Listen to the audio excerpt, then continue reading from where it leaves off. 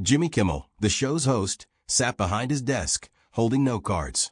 His smile was sharp as ever, his eyes glinting with the anticipation of a punchline. The audience loved him for his ability to toe the line of provocation, but tonight it seemed he was ready to cross it. "So Bob," Kimmel began, leaning back in his chair, "you made this film about unions. Serious stuff, huh? But tell me, do you really think people are going to the movies to watch you? At what, 82, play some crusader for justice?" The audience erupted in laughter. De Niro tilted his head slightly, his eyes narrowing, but he remained composed. "Jimmy," he replied in a low, measured voice, "I'm not playing a crusader. I'm telling the stories of people who face injustice every day. It's not about me. It's about them." "Oh, come on, Bob." Kimmel rolled his eyes theatrically. "You're a legend. But, I heard your film is just another attempt to play politics. People say you're too old to be messing with these games. Maybe it's time to retire? Take up golf, like all the normal grandpas." The laughter grew louder, but now it carried an edge of tension. De Niro's grip tightened on the armrest, his face impassive, though a spark flashed in his eyes. He knew Kimmel loved to provoke, but this time the joke wasn't just personal, it struck at his cause, his convictions. "Jimmy," De Niro said, his voice colder now, "I don't play games. And it's not up to you to decide what I should do. People deserve to know the truth about how they're being cheated. If you think that's funny, that's your problem." The room fell silent. Kimmel's trademark confidence faltered for a moment, but he quickly recovered, raising an eyebrow. "Whoa, Bob, easy there." He winked at the audience. "We're just joking here. But, I heard your film's already being called another piece of lefty propaganda. What do you say to that?" De Niro leaned forward, his gaze piercing Kimmel. "I say truth isn't left or right. It just is. And if you think you can mock people who fight for it, maybe you should think about what you're doing in that chair." The audience erupted in applause. Kimmel forced a smile, but his eyes betrayed irritation. He swiftly changed the topic, but the moment lingered. To the audience, it seemed like another sharp exchange, but for De Niro, it was more. He felt humiliated, not just as a person, but as a symbol of the fight for justice. The next day, Los Angeles was abuzz with rumors. Clips from the show went viral on social media, with tabloid headlines screaming, "Kimmel mocks De Niro on live TV, and did Jimmy Kimmel go too far?" In coffee shops and on golf courses, people over 55, those who grew up on De Niro's films and remembered a time when television was less cynical, heatedly discussed the incident. "That was just disgusting," said Fred, a 62-year-old retiree, sipping coffee at a cafe in Santa Monica. "De Niro's a legend." Kimmel acted like some smug school kid. "Come on, Fred," replied his friend Harry, holding a newspaper. "Kimmel's just doing his show. It's comedy." De Niro knew what he was signing up for. Comedy. Fred frowned. "It's not comedy when you humiliate someone for their age and the cause they believe in." De Niro's always fought for the truth. Kimmel just wanted clout. Meanwhile, in his Malibu home, De Niro sat in his study, gazing at the ocean through the window. His lawyer, Martha Levin, sat across from him, flipping through documents. "Bob," she said, adjusting her glasses, "we can file a lawsuit." That was public humiliation. Kimmel didn't just joke. He undermined your reputation, your project. "We could sue for defamation." De Niro shook his head, his fingers tapping the desk. "Martha, I don't want lawsuits. I don't want to look like I'm offended by a joke. But this isn't just about me." He belittled everyone who believes in what I'm fighting for. "So what do you want to do?" Martha asked, her voice calm but firm. De Niro turned back to the window. Waves crashed against the shore, and seagulls cried in the distance. "I want to talk to him. Not in court. Not through lawyers. Just the two of us. If he thinks he can mock people and not answer for it, he's wrong." A week later, De Niro sat in a small cafe in West Hollywood. The place was cozy but unpretentious, wooden tables, the aroma of freshly ground coffee, soft jazz in the background. He chose a spot away from the windows to avoid paparazzi. Jimmy Kimmel arrived 5 minutes late, his usual confident smile looking somewhat forced. "Bob," he said, sitting down, "I didn't know you'd take it so seriously." "It's just a show, man. Everyone jokes." De Niro looked at him, his gaze steady but heavy. "Jimmy, I'm not against jokes. But when you mock someone's cause, someone's fight, you're not joking. You're humiliating. And not just me, but everyone who believes in what I do." Kimmel shrugged, trying to keep things light. "Look, I didn't mean to offend anyone. My job is to entertain. People want laughs, not lectures about unions." "And what if your jokes make people think the truth isn't worth fighting for?"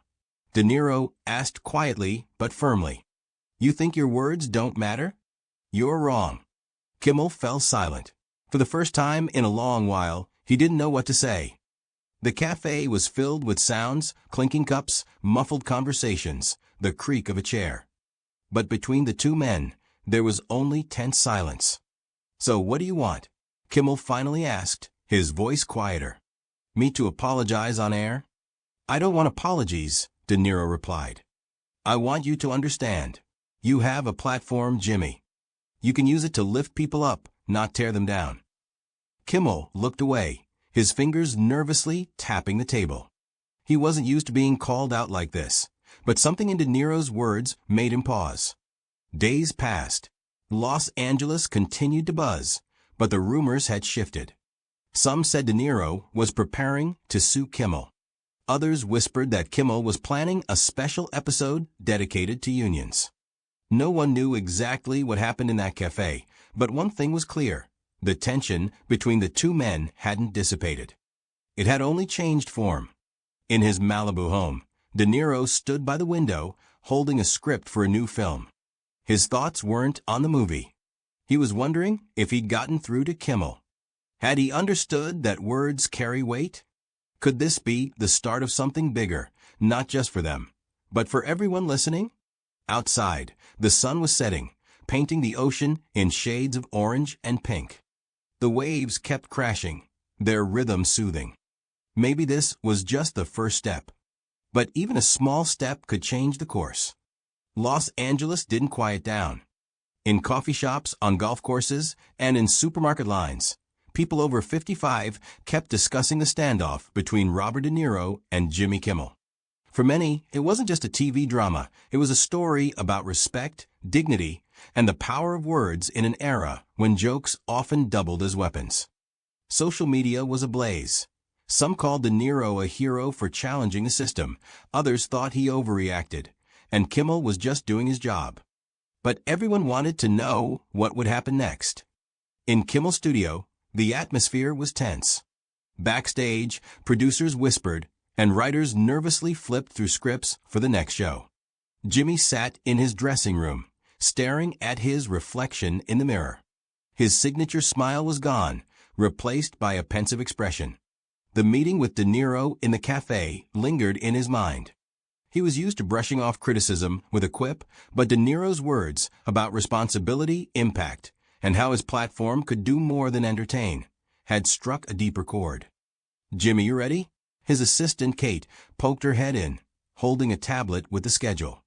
"We've got rehearsal in an hour, and the writers want to go over the monologue." "Give me 5 minutes," Kimmel replied, not taking his eyes off the mirror. Kate nodded and quietly closed the door.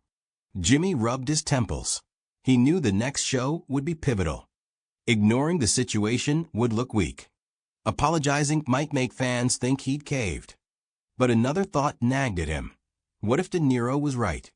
Meanwhile, in Malibu, De Niro sat on his terrace, holding a cup of strong coffee. The morning sun glinted off the ocean, and the air smelled of salt and eucalyptus.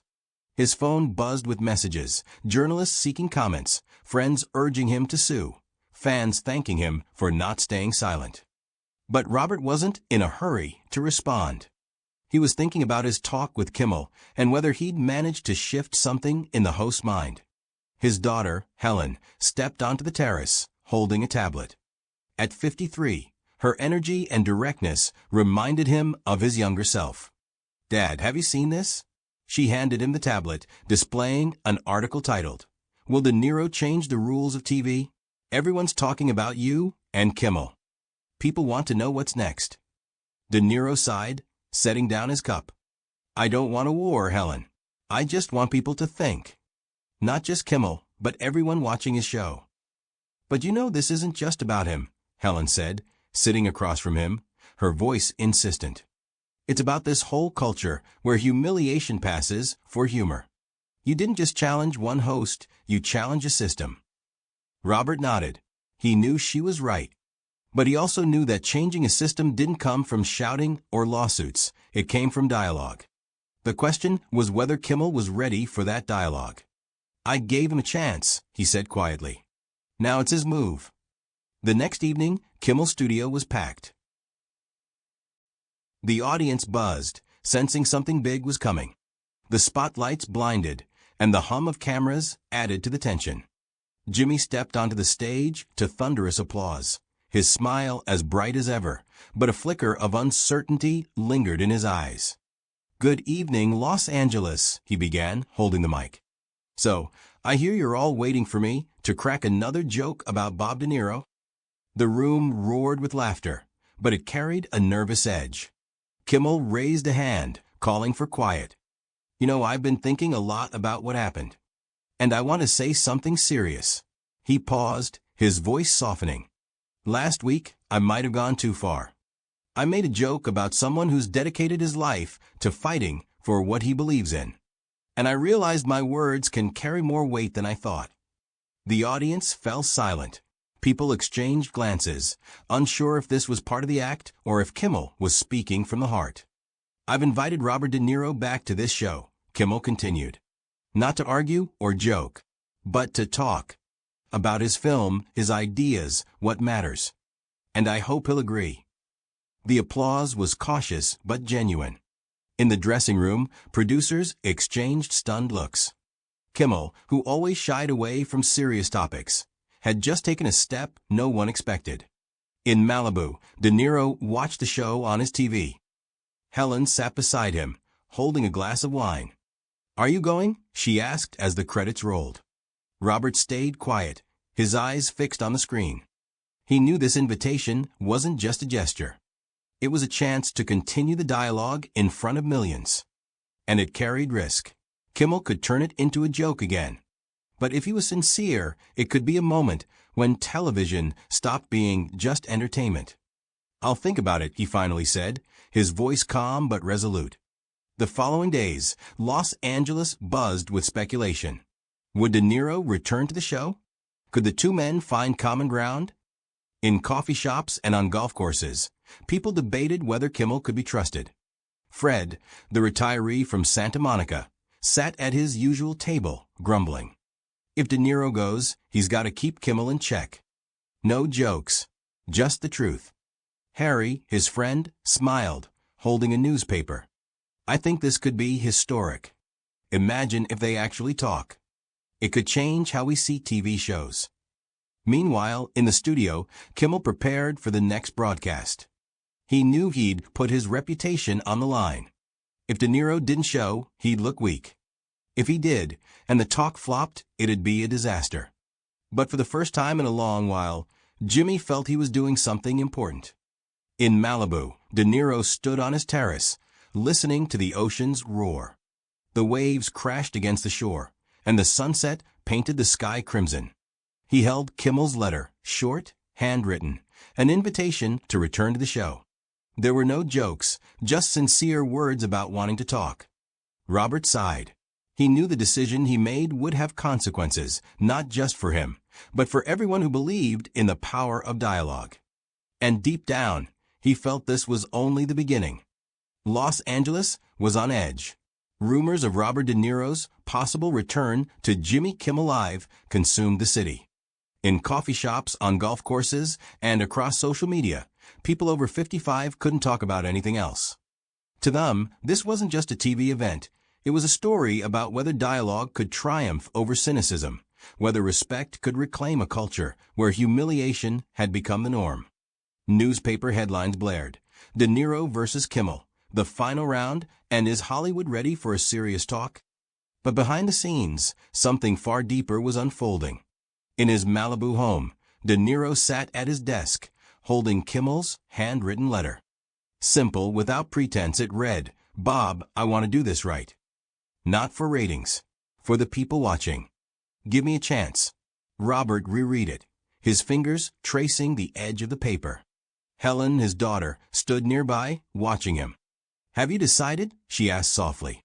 De Niro looked up, his eyes calm but burning with resolve. "I'm going," he said. "Not for me. For the people who believe the truth is worth fighting for." Helen nodded, a faint smile lighting her face. "Then do it the way only you can." In Kimmel's studio, the air was electric. An hour before the broadcast, the dressing room buzzed with tension.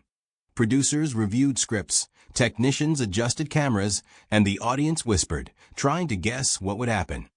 Jimmy sat before his mirror, adjusting his tie.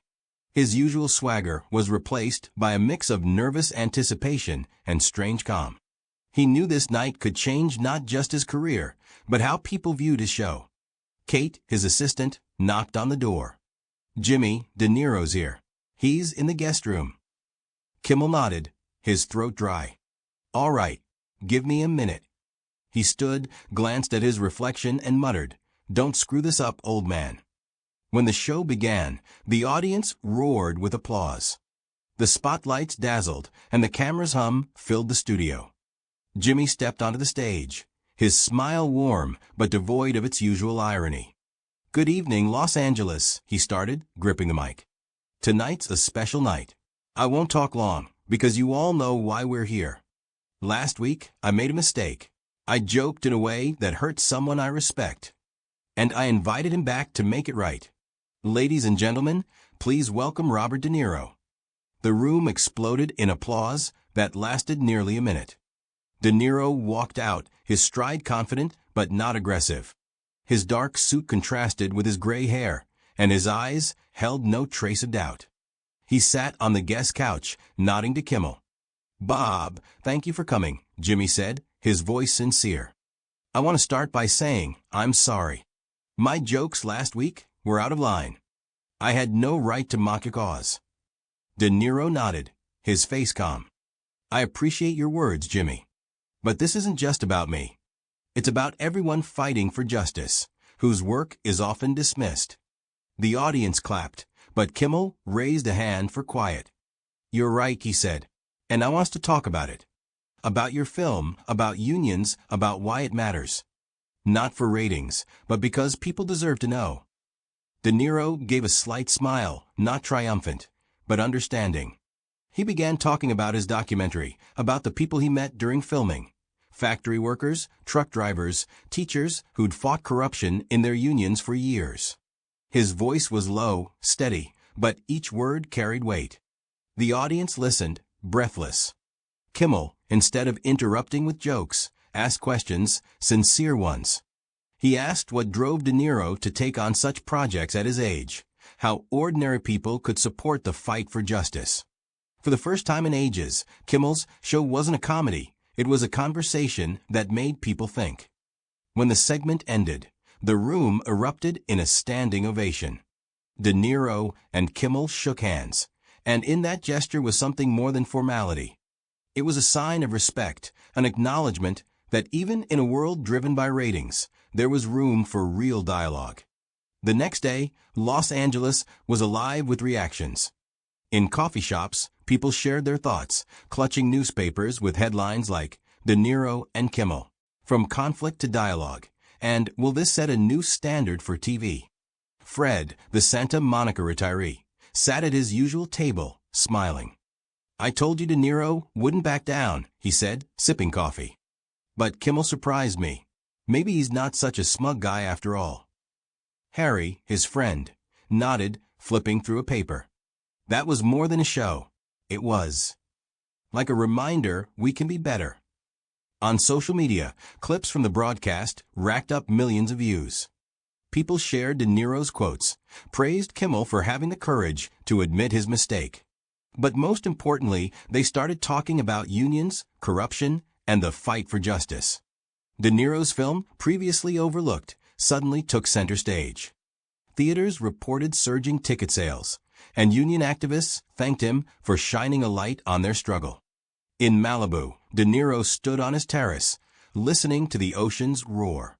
The sun was setting, painting the sky in shades of pink and gold. Helen approached, holding her phone. "Dad, have you seen the reviews? People are calling it a historic moment." Robert nodded, his gaze fixed on the horizon. "It's not the end, Helen. It's just the start. If one conversation can shift something, imagine what thousands could do." He didn't know what would come next. Would Kimmel keep using his platform for serious topics? Would his film change the system? But deep down, he felt he'd done what he needed to. He hadn't shouted, sued, or sought revenge. He'd simply talked, and that was enough to spark a flame. In the studio, Kimmel sat in his dressing room, holding a coffee mug. A script for the next show lay on the table, but his mind was elsewhere. He was thinking about how his view of his own work had changed. He hadn't become a serious activist overnight, but he felt his platform could be more than just a source of laughs. Outside, Los Angeles hummed with life. Cars honked, the air smelled of asphalt and ocean, and people rushed about their days. But something in the city had shifted. It was subtle, like a breeze hinting at a coming storm. Maybe this was just the first step.